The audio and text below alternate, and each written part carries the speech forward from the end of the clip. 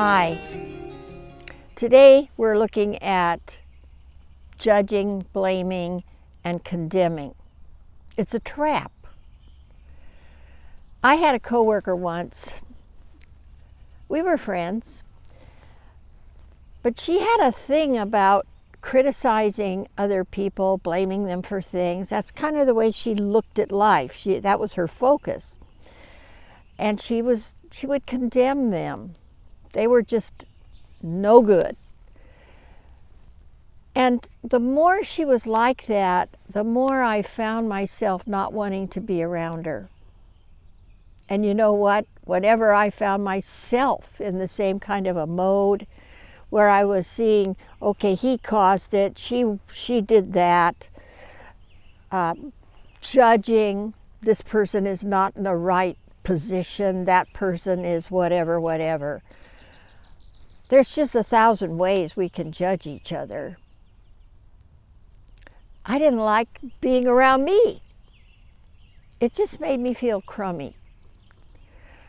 I think we've all heard the verse in the Bible, judge not lest ye be judged. And I didn't quite know how we'd be judged, but I figured it out, I think.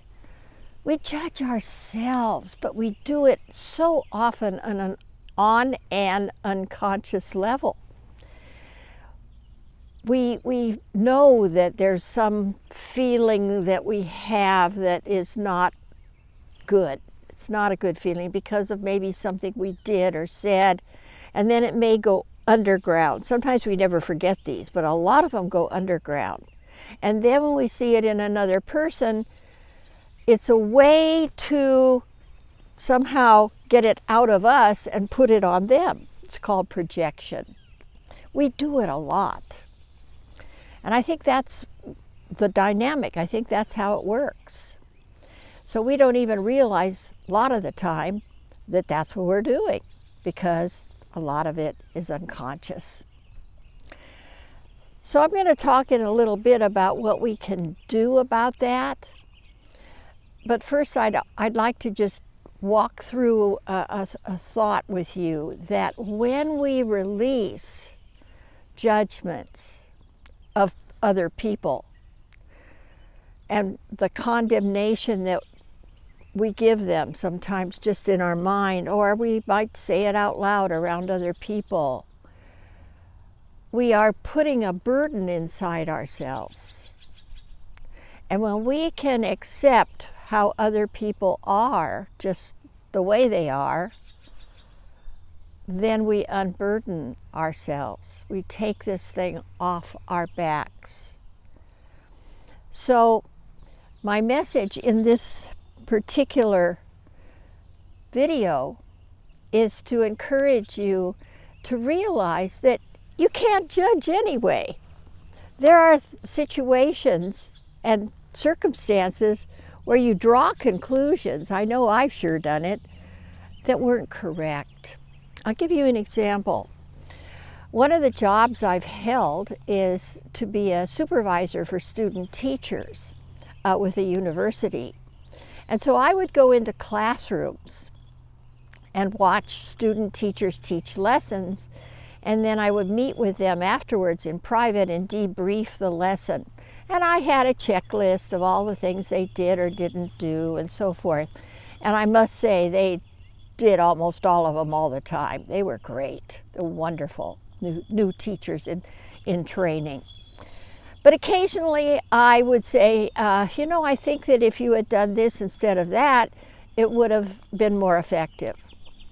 One time I told a student teacher, that one little youngster who was squirming all over the place there, I think that maybe if you had tried to make more eye contact with him or whatever it was I told her, it would have been better. And maybe if you had even said to him, I like the way you're listening when you look at me, positive reinforcement, all kinds of ideas.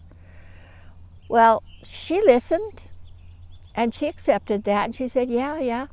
But I want to tell you about that little boy.